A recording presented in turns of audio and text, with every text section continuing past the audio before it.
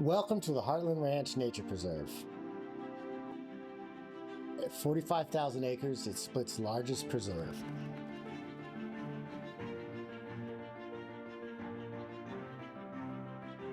This place is really all about its scale. We focused on many keystone species and trying to preserve them. They all drive landscape level change, and other creatures depend upon them.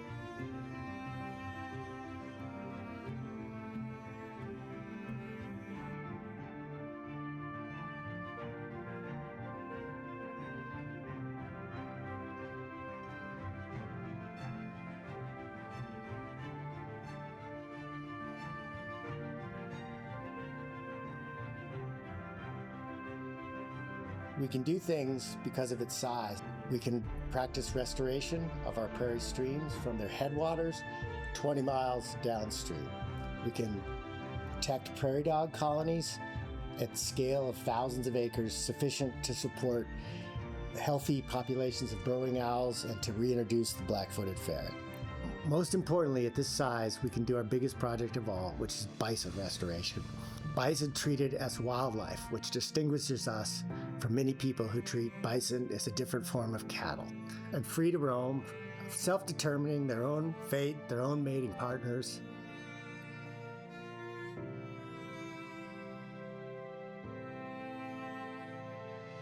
Returning bison to the prairie changes everything. Unlike domestic cows, bison move. On a daily average, they go 5-7 miles. A cow goes 1 or 2. That movement creates a much more distributed grazing pattern.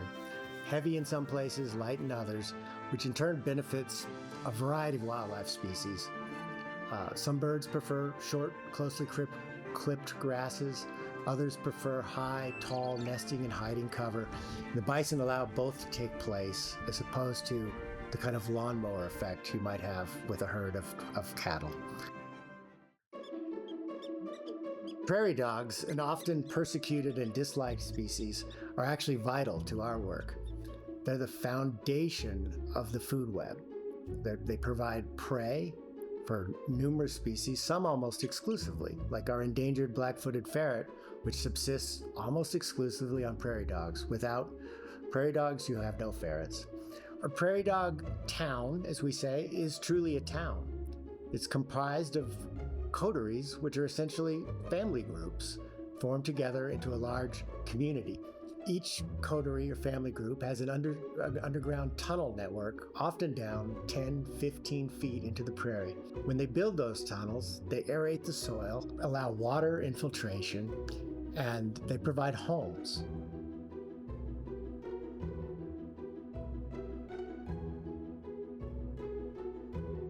The prairie is hot, and the prairie dog burrows become the hiding places. Burrowing owls are a predator of insects and small mammals, occasional snake, occasional lizard. They are a talisman of a good prairie dog colony. If you have a prairie dog colony with burrowing owls, it means it's probably a pretty healthy colony. They don't eat the prairie dogs. They coexist with the prairie dogs, often in the same burrow.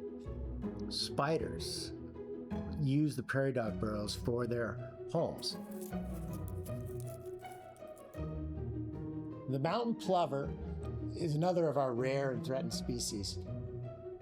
It looks out of place when you first see it on the prairie. It's got long, skinny legs, and it looks like it belongs on the beach. But it actually comes to the prairie to nest and eat insects. The first thing I think about with pronghorn is speed. They're the fastest land mammal in North America. And when you see them, they're almost always moving. Among the founding missions of Split, the reason that the founders of Split put the organization together was to provide a refuge for prairie wildlife, with the emphasis on the word refuge, where people interfered, managed them the least amount possible so that they could live their own self-determined lives second part of that mission for the animals and my hope for the future is that we bring back the missing pieces. The prairie's fragmentation and depopulation from an animal perspective is one of the great tragedies of the settlement of the American West. And so we want to bring back the things we've lost.